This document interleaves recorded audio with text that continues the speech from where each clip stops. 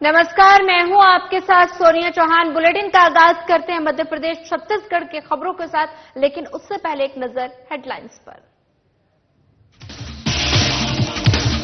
बगिया और बिलासपुर के दीक्षांत समारोह में पहुंचे सीएम साहब। बगिया में शाला प्रवेश उत्सव कार्यक्रम में की शिरकत मेधावी बच्चों को किया सम्मानित। रायपुर में राजस्व मंत्री टंकराम वर्मा ने की पीसी। राजस्व पखवाड़े को लेकर की चर्चा। 6 जुलाई से 20 जुलाई तक चलेगा राजस्व पखवाड़ा। रायपुर में मीडिया से बातचीत के दौरान मंत्री टंकराम वर्मा ने कांग्रेस पर साधा निशाना। अवैध प्लॉटिंग को लेकर बोला हमला। कहा कांग्रेस की सरकार में बढ़ा है अवैध प्लॉटिंग। रायपुर में मंत्री लखनलाल देवांगन ने किया पौधारोपण। एक पेड़ मां के नाम अभियान के तहत किया पौधारोपण। पखानजूर में विकासखंड स्तरीय शाला प्रवेश उत्सव संपन्न। विधायकों ने नव प्रवेशी छात्रों को किया स्वागत। सरस्वती साइकिल योजना के तहत बांटे साइकिल।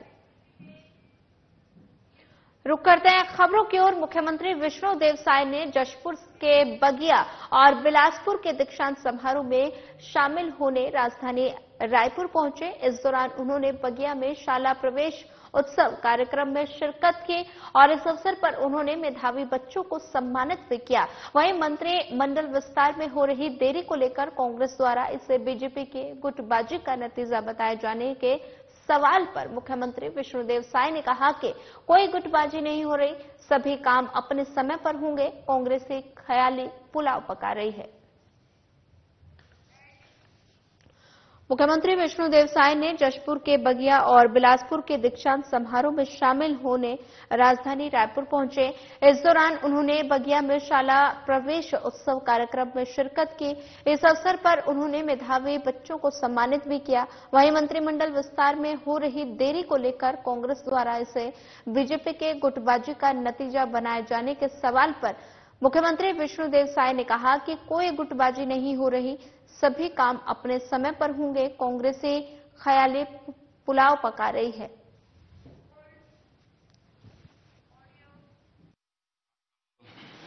बगिया जहां मेरा जन्म हुआ, जहां से हमने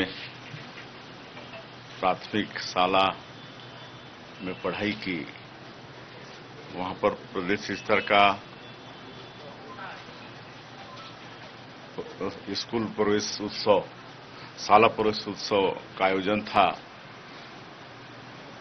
जिसमें प्रदेश के उत्कृष्ट बच्चों को सम्मान किए, उत्कृष्ट खिलाड़ियों का भी सम्मान किए और उत्कृष्ट शिक्षकों का भी सम्मान किए। और जो नव प्रवेशी स्टूडेंट थे उनका विधिवत तिलक चंदन लगाकर उनका मुंह मीठा करा के उनको स्कूल प्रवेश कराए। प्रदेश मंत्रिमंडल प्रभारी के रूप में एक विषय नितिन नवीन को भरोसा दिखाया। हाँ, बिल्कुल। नितिन नवीन जी हमारे संगठन के सह प्रभारी थे और लोकसभा चुनाव के प्रदेश के प्रभारी भी थे, और उनके रहते हुए दोनों चुनाव में भारतीय जनता पार्टी अच्छी सफलता हासिल की, विधानसभा में भी, लोकसभा में भी, और अब पुनः छत्तीसगढ़ संगठन के प्रभारी नियुक्त किए गए हैं। सर, ये मंत्रिमंडल विस्तार की खबरें निकल कर आ रही थी, लेकिन पूर्व मुख्यमंत्री पार्टी में इसी कारण लेट हो रहा है मंत्रिमंडल विस्तार में। नहीं, कोई गुटबाजी नहीं हो रही है, सब समय पर होगा। कार्य समिति की बैठक है सर अभी 10 तारीख को। हाँ, 10 को प्रदेश कार्य समिति का बैठक है, रायपुर में ही है। कांग्रेस लीडर राहुल गांधी का एक बयान है जिसमें वो कह रहे हैं मोदी अयोध्या में हराए थे, वैसे ही गुजरात में हराए। अब वो मुगालते में रहे, ख्याली पुलाव वो लोग खाते रहे, स्वप्न देखते रहे। रायपुर में राजस्व मंत्री टंकराम वर्मा ने प्रेस वार्ता की। इस दौरान मंत्री ने लंबित प्रकरणों के निपटारे के लिए राजस्व पखवाड़े को लेकर चर्चा की। उन्होंने बताया कि बालूदा बाजार से ये पखवाड़ा शुरू हुआ है, जो प्रदेश भर में 6 जुलाई से 20 जुलाई तक चलेगा। शेष सभी 32 जिलों में 15 दिन चलेगा राजस्व, और इसके तहत किसानों के जमीन संबंधी समस्याओं का समाधान किया जाएगा।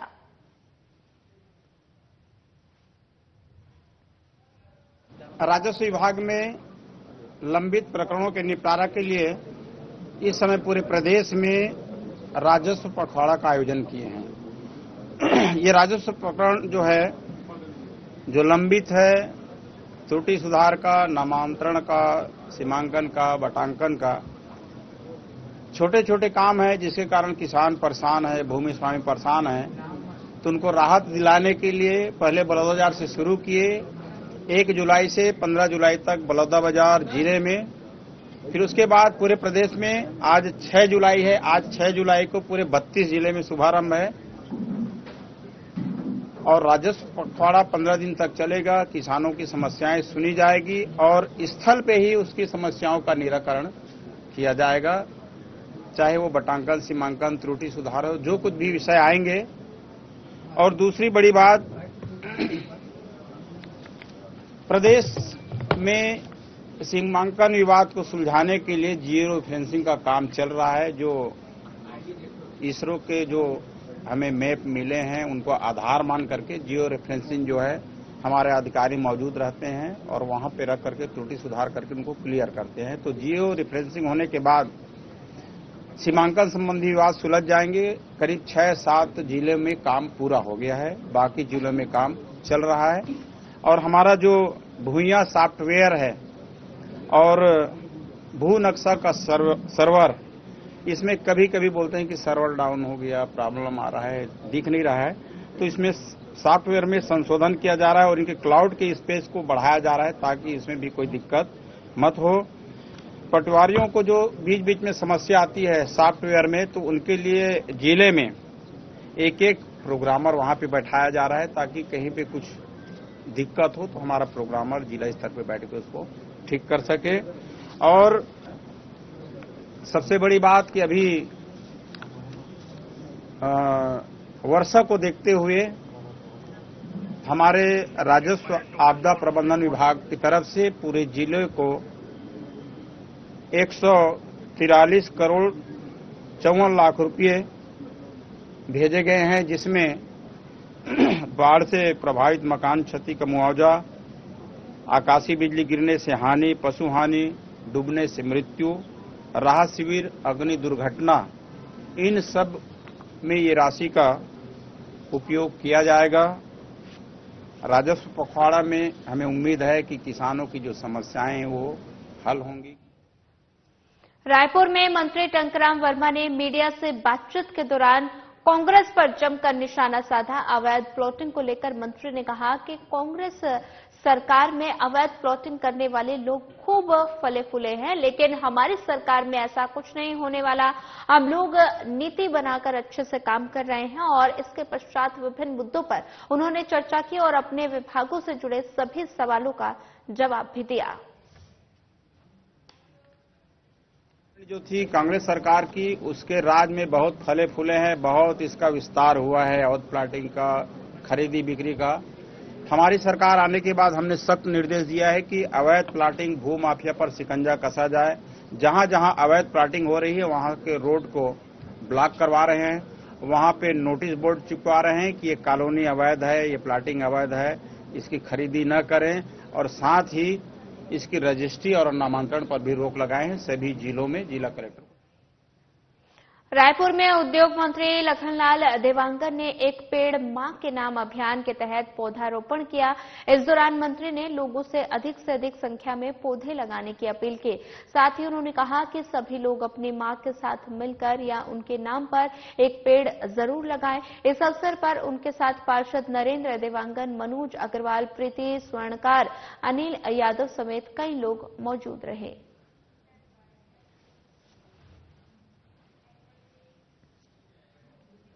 पखांजूर में विकासखंड स्तरीय शाला प्रवेश उत्सव में मुख्य अतिथि के रूप में मौजूद अंतागढ़ के विधायक विक्रम उसेंडी ने सरस्वती माता छायाचित्र के समक्ष दीप प्रज्वलित कर नव प्रवेशी छात्र छात्राओं को तिलक लगाकर प्रवेश दिलाया। और इस दौरान विद्यालय में एक पेड़ मां के नाम योजना के तहत पौधारोपण किया गया। वहीं छात्राओं को सरस्वती साइकिल योजना के तहत साइकिल का वितरण भी किया गया।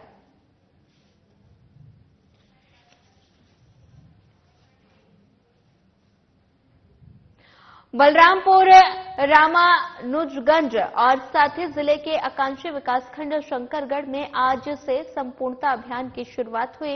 इस दौरान प्रदेश के कृषि मंत्री रामविचार नेताम मुख्य अतिथि के रूप में मौजूद रहे और उनके साथ सरगुजा लोकसभा के सांसद चिंतामणि महाराज, विधायक उद्देश्वरी पैकरा भी कार्यक्रम में शामिल हुई। इस संपूर्णता अभियान के तहत केंद्र सरकार के मुख्य उद्देश्यों को आगामी 3 महीने के भीतर किस तरह से पूरा किया जाए, इसके संबंध में सभी विभागों को जिम्मेदारियां सौंपी गई और यहां मौजूद लोगों को शपथ भी दिलाई गई। साथ ही कार्यक्रम में लगाए गए विभिन्न विभागों के स्टॉलों का भी जनप्रतिनिधियों ने निरीक्षण किया। प्रदेश के कृषि मंत्री रामविचार नेताम ने कहा कि 3 महीनों की कार्य योजना बनाकर प्रदेश के आकांक्षी ब्लॉकों में लोगों को शिक्षा, स्वास्थ्य और अन्य प्रमुख सुविधाएं किस तरह से पहुंचाए जाना है, ये संपूर्णता अभियान का लक्ष्य है। कलेक्टर ने बताया कि आगामी 3 महीने के भीतर नीति आयोग ने जिन प्रमुख जिम्मेदारियों को इनमें जोड़ा है, उस पर काम किया जाना है। 3 महीना में संपूर्णता अभियान के तहत नीति आयोग ने जो है 6 इंडिकेटर्स हैं, उसको 100% पूरा करने के लिए लक्ष्य दिया है। ये इन ब्लॉकों में 100% पूरा किया जाना है। इसमें मुख्य रूप से हमारे ANC का रजिस्ट्रेशन है, हाइपरटेंशन है, डायबिटीज का परीक्षण करना है, पूरक पोषण आहार का प्रदाय करना है, सॉइल हेल्थ कार्ड के किसानों को देना है और जो SHG की समूह की महिलाएं हैं जो पात्र हैं उनको रिवॉल्विंग फंड प्रदाय किया जाए। बलरामपुर जिले के जनपद पंचायत शंकरगढ़ के अंतर्गत बीजाडीह गांव में जिला स्तरीय पौधारोपण कार्यक्रम संपन्न हुआ, जिसके तहत एक पेड़ मां के नाम अभियान में प्रदेश के कृषि मंत्री रामविचार नेताम, सरगुजा लोकसभा क्षेत्र के सांसद चिंतामणि महाराज और विधायक उद्देश्वरी पैकरा समेत अधिकारी कर्मचारी सम्मिलित हुए। सभी जनप्रतिनिधियों और अधिकारी कर्मचारियों ने मिलकर यहां पौधारोपण किया और पर्यावरण को बचाने का संकल्प भी लिया। सरगुजा सांसद चिंतामणि महाराज ने बताया कि प्रधानमंत्री नरेंद्र मोदी के निर्देशन पर यह अभियान चलाया जा रहा है। इसका उद्देश्य है कि लोग अपनी मां की याद में कम से कम एक पौधा लगाएं और उसकी देखभाल करें। उन्होंने कहा कि इससे पेड़ की मार्मिक रूप से रक्षा होगी और पर्यावरण भी सुरक्षित रहेगा। एक पेड़ मां के नाम इस अभियान के अंतर्गत बीजाडीह गांव में पौधारोपण किया गया, जिसमें जिले के कलेक्टर, SP समेत तमाम अधिकारी कर्मचारी ने भी पौधारोपण किया। अगर जाएंगे तो बहुत बड़ा उद्देश्य है। माननीय प्रधानमंत्री जी की तरफ से ऐसा सभी से अपेक्षा किया गया है कि सभी अपने मां के नाम से एक पेड़ लगाएं। अगर उसके कारण पर अगर जाएंगे तो आज जिस तरह से माँ पिता का उनके प्रति जो व्यवहार हो रहा है, अगर उनके नाम से अगर कोई पेड़ लगाता है तो उसके मन में कुछ तो भावना आएगा, अपने माँ रहेगा और माँ का स्थान तो भगवान से भी ऊंचा होता है। और मोदी जी कहीं न कहीं आध्यात्म और विकास दोनों को लेकर के चलते हैं। इसमें अगर आप देखेंगे तो आध्यात्म से जुड़ा है माँ का सेवा करना, फिर दूसरा विकास का भी, पर्यावरण के भी दृष्टि से अगर देखेंगे तो वृक्ष लगाना बहुत महत्वपूर्ण होता है। सरगुजा लोकसभा सीट के सांसद चिंतामणि महाराज ने एक पेड़ मां के नाम अभियान के तहत पौधारोपण किया। सांसद ने राजपुर और शंकरगढ़ के बीजाडीह में एक मां पूर्णिमा के नाम से पौधारोपण किया। इस दौरान उन्होंने आम, पीपल, बरगद, मालाबार, नीम, लीची, सांगोन और पौधों का रोपण किया। साथ ही उन्होंने समाज में ये संदेश दिया कि जीवन में सभी लोगों को पौधा लगाना चाहिए।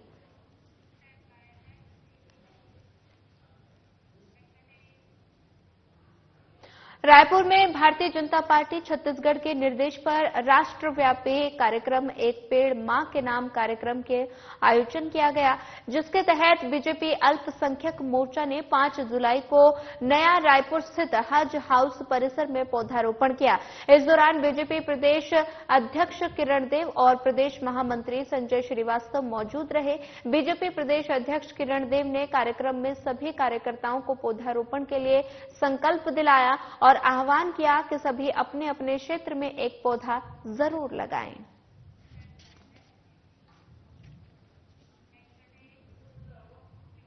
खातेगांव विकासखंड के कई गांवों में आज भी शिक्षा के मंदिर अपनी दुर्दशा पर आंसू बहाते नजर आ रहे हैं। कहीं शिक्षक की कमी तो कहीं स्कूल भवन में नहीं होने के चलते बच्चों का भविष्य अंधकार में नजर आ रहा है। ऐसा ही एक मामला खातेगांव विकासखंड के ग्राम बुराड़ा से सामने आया, जहां हाई स्कूल तो खोल दिया गया, लेकिन ना तो भवन बना, ना ही शिक्षकों की व्यवस्था हो पाई। आज भी महत्वपूर्ण विषय के शिक्षकों के अभाव में बच्चे शिक्षा से वंचित नजर आ रहे हैं। वहीं भवन के अभाव में उन्हें विद्यालय में बैठकर पढ़ाई पूरी करनी पड़ रही है और साथ ही उधर हाई स्कूल भवन के लिए ग्रामवासियों ने 1 एकड़ जमीन दान में दे दी, लेकिन उस पर भी अभी तक भवन खड़ा नहीं हो पाया। इससे साबित हो रहा है कि सरकार शासकीय स्कूलों में प्राइवेट स्कूलों से बेहतर सुविधा देने के जो दावे जो करती है वो फेल होते हुए नजर आ रहे हैं। बच्चे का एडमिशन हो चुका है, लगभग 20 बच्चे और आ जाएंगे। अभी हाई स्कूल की कोई बिल्डिंग नहीं है। हाई स्कूल जो है मिडिल स्कूल की बिल्डिंग में संचालित हो रहा है ना। भवन के लिए यहाँ गांव के एक नागरिक ने दान में 1 एकड़ जमीन दी है, लेकिन उससे अभी बिल्डिंग बनने के लिए कोई राशि स्वीकृत नहीं हुई। इसके लिए हमने वरिष्ठ कार्यालय को सूचित भी कर दिया है। जैसे राशि आएगी और अगर भवन बन जाता है तो बच्चों के लिए बहुत अच्छी बात है, बैठने के लिए पर्याप्त व्यवस्था हो जाएगी। क्योंकि अभी क्या है, 2 कमरे मिले हमको मिडिल स्कूल की ओर, उसमें कक्षाएं लगा रहे हैं। अभी अतिथि की प्रक्रिया आज से चालू हुई है, तो हम अतिथि रख लेंगे। अभी वर्तमान में परमानेंट शिक्षकों में 2 तो मिडिल में है और 3 प्राइमरी में कार्यरत हैं। मिडिल स्कूल में कितने बच्चे हैं कुल? 150 बच्चे टोटल है, 108 तक। अच्छा, जिसमें 4 शिक्षक हैं? जिसमें 5 शिक्षक हैं। एक अतिथि की आवश्यकता है तो वो हो जाएगी पूरी। कौन से सब्जेक्ट के मतलब पढ़ाने वाले टीचर नहीं है? गणित विषय वाले शिक्षक नहीं है। गणित अंग्रेजी पढ़ाने वाले शिक्षकों की कमी है। कक्षा 8वीं में पढ़ती हूँ। मेरे स्कूल का नाम शासकीय माध्यमिक एकीकृत विद्यालय बुराड़ा है। हमारे यहाँ गणित के टीचर की कमी है। और इंग्लिश के टीचर? हाँ है सर, पढ़ाते हैं इंग्लिश तो। गणित के टीचर नहीं है? हाँ, गणित के टीचर की कमी है। मैं कक्षा 8वीं में पढ़ती हूँ। हमारे स्कूल का नाम शासकीय माध्यमिक विद्यालय बुराड़ा है। हमारे स्कूल में गणित के टीचर नहीं हैं। इसके कारण गणित की आपकी पढ़ाई नहीं हो पा रही है? हाँ। हमारे स्कूल में इंग्लिश के टीचर की कमी है। शासन प्रशासन से अनुरोध है कि हमारे स्कूल में जल्दी से जल्दी गणित के टीचर। शिक्षा सत्र शुरू होते ही स्कूलों में तालाबंदी की खबर आनी शुरू हो जाती है। मामला महासमुंद जिले के शासकीय प्राथमिक शाला तेंदुवाही से सामने आया है, जहां अभिभावकों और बच्चों ने मिलकर सुबह 10 बजे स्कूल में तालाबंदी कर नारेबाजी करने लगे। अभिभावकों और बच्चों ने बताया कि स्कूल में पहली से लेकर 5वीं तक के 51 बच्चे पढ़ाई करते थे और बच्चों को पढ़ाई के लिए मात्र एक शिक्षक ही है, जिससे बच्चों की पढ़ाई प्रभावित हो रही है। पालक पिछले 3 सालों से शिक्षक की मांग कर रहे हैं और सुनवाई नहीं हो रही, इसलिए आक्रोशित अभिभावकों ने स्कूल में तालाबंदी कर जमकर हंगामा किया। वहीं शिक्षा अधिकारी के पहुंचने के बाद तालाबंदी समाप्त की गई। हमारे यहाँ शिक्षक नहीं है, पढ़ाई नहीं होता। कैसे पढ़ाई करते हैं आप लोग? 3 साल से। कैसे पढ़ाई करते हैं फिर आप लोग? ऐसे ही आते हैं और बैठे ही रहते हैं, कुछ पढ़ाई नहीं होता। नहीं होता है। कब से स्थिति बनी हुई है? 3 साल से। 3 साल से, इसीलिए ताला लगाया आप लोगों ने? अभी कितने टीचर हैं आपके स्कूल में? 1। वो पढ़ा रहे थे कि नहीं? नहीं पढ़ा पाते। इस स्कूल में शिक्षक की एक व्यवस्था की गई थी, जो अभी नया शिक्षा सत्र स्टार्ट हुआ उसके पहले ही अपने मूल शाला पे चला गया हुआ था, और अभी वर्तमान में इस एक और शिक्षक की यहाँ पे व्यवस्था कर दी गई है। आज अगर ताला की जाती, बिल्कुल की जाती। इसका प्रस्ताव हम लोग ने जिला शिक्षा अधिकारी महोदय एवं कलेक्टर महोदय के पास भेज चुके हैं। हमारे ब्लॉक में 17 स्कूल ऐसे हैं जो एकल शिक्षक हैं। शासन 60 बच्चों के पीछे 2 टीचर पदस्थ करने हैं। यहाँ कितने बच्चे हैं? यहाँ पे 51 बच्चे हैं और जिनकी मूल पदस्थापना है वो 1 है और 1 की हमने मोहकम स्कूल से व्यवस्था की गई है। क्या ऐसी वजह? ऐसी स्थिति नहीं है। ये जो अभी टीचर आए हुए हैं ध्रुव जी, उनकी व्यवस्था पिछले साल भी थी।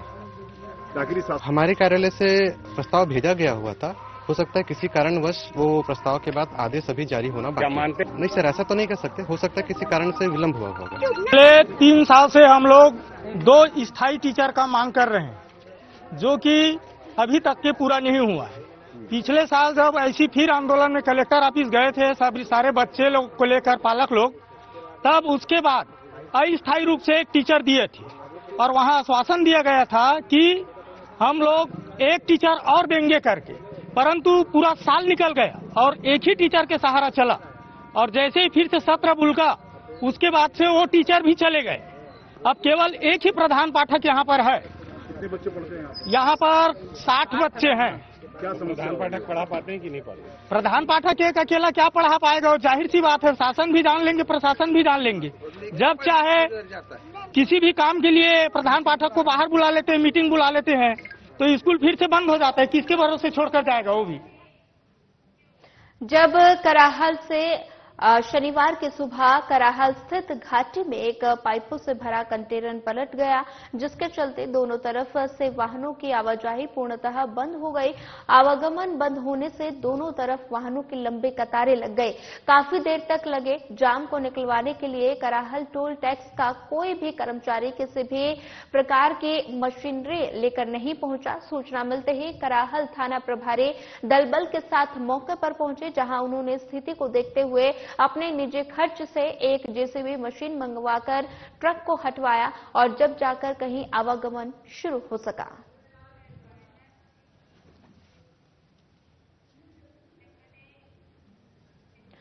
बागबाहरा ब्लॉक के बदरसी गांव में पिछले 4 दिनों से डायरिया फैला हुआ है। बदरसी गांव में पटवारी पारा में 67 लोग डायरिया से पीड़ित हैं। गौरतलब है कि डायरिया से पीड़ित 31 मरीजों को बागबाहरा स्वास्थ्य केंद्र में भर्ती कराया गया। वहीं बदरसी गांव में 4 दिन से डायरिया के प्रकोप से अब तक 3 लोगों की मौत हो चुकी है। स्वास्थ्य अमला इन लोगों की मौत को अन्य कारण बता रहे हैं। वहीं ग्रामीण ने बताया कि इन 3 लोगों की मौत गांव में डायरिया फैलने के दौरान हुई है। ग्रामीणों ने बताया कि पटवारी पारा में जल जीवन मिशन के तहत बनी पानी की टंकी की सप्लाई हो रही है, जिसके बाद से गांव में डायरिया फैल गया और ग्रामीणों के बाद शिकायत के बाद भी पंचायत और पीएचई गांव के पानी का सैंपल ले लिया गया और साथ ही बागबाहरा स्वास्थ्य विभाग गांव में शिविर लगाकर लोगों की जांच कर रहा है।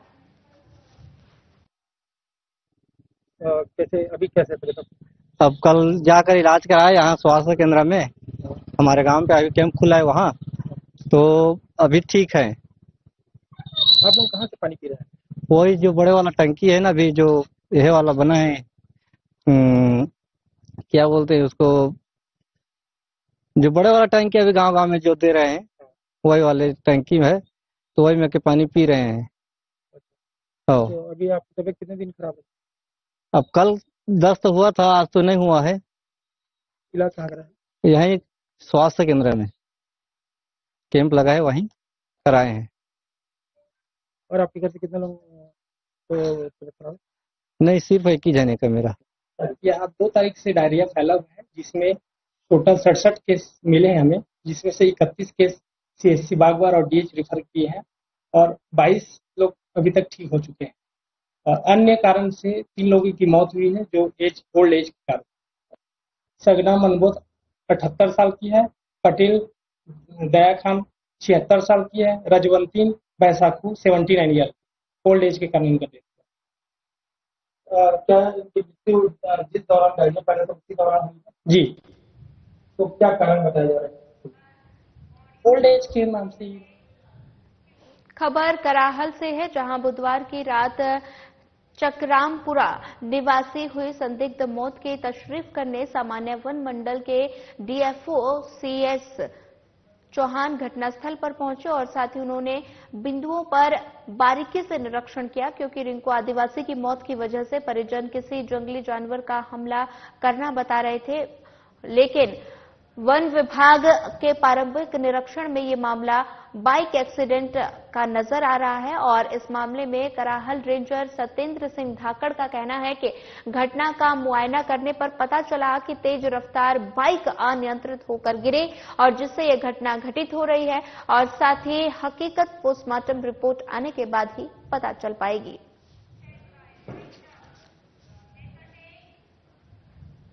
फिलहाल इस बुलेटिन में इतना ही। ज्यादा खबरों के लिए बने रहिए हमारे साथ। नमस्कार।